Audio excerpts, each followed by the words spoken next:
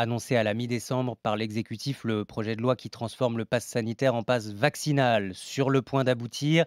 Quand il entrera en vigueur, il faudra donc justifier d'un statut vaccinal complet pour entrer dans les bars, dans les restaurants. Un test négatif ne suffira plus. Certains restent vent debout contre cette loi. On les appelle les anti-vax, les anti-pass. Ils sont une nouvelle fois dans la rue ce samedi. Plusieurs manifestations prévues cet après-midi partout en France. Dans les rangs de ces manifestations, certains ont fait le choix de contourner la loi en se procurant de faux passes. Alors qui sont-ils? Pourquoi font-ils ce choix? Comment font-ils pour s'en procurer? Mais surtout, comment vivent-ils tous ces débats? Ambre Lepoix, vous avez enquêté pour RMC et vous les avez rencontrés. Oui, et dans la plupart des cas, ils nous expliquent qu'ils refusent simplement de se faire vacciner, mais qu'ils veulent continuer à vivre leur vie en allant au restaurant, au cinéma.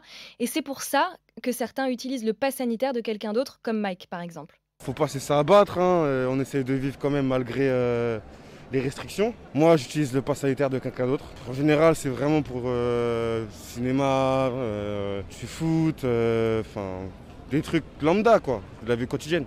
D'autres payent pour avoir un faux pass à leur propre nom. Sur Internet, on en trouve à des prix allant de 250 à 300 euros, avec l'assurance qu'ils seront valides en cas de contrôle, car fournis grâce à la complicité des médecins.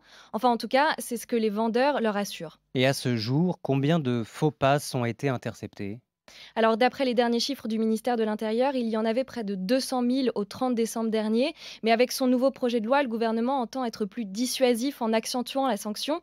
Utiliser le pass de quelqu'un d'autre ou même donner son propre pass à une autre personne sera puni de 1 000 euros d'amende contre 135 jusqu'à maintenant. Et si on achète un faux pass à notre nom, là, on risque jusqu'à 5 ans de prison et 75 000 euros d'amende. Mais le gouvernement entend aussi offrir une deuxième chance aux détenteurs de ces faux passes.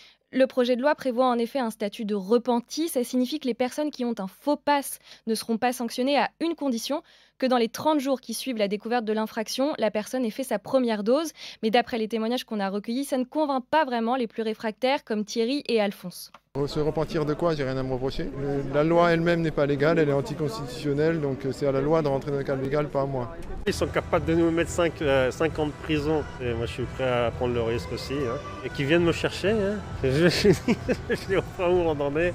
Alors comment faire pour les identifier, pour identifier Thierry, Alphonse, pour identifier les détenteurs de ces faux passes? Comment font les forces de l'ordre? On a posé la question à Yann Bastière, il est délégué national investigation, unité SGP Police.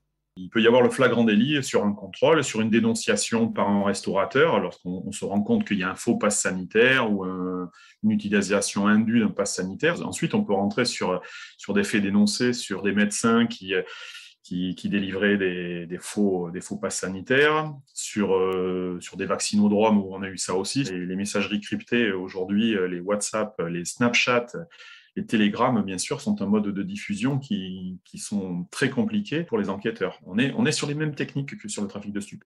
Et derrière cette lutte contre la fraude, Ambre, il y a aussi l'idée de protéger la santé de ceux qui utilisent ces faux passes.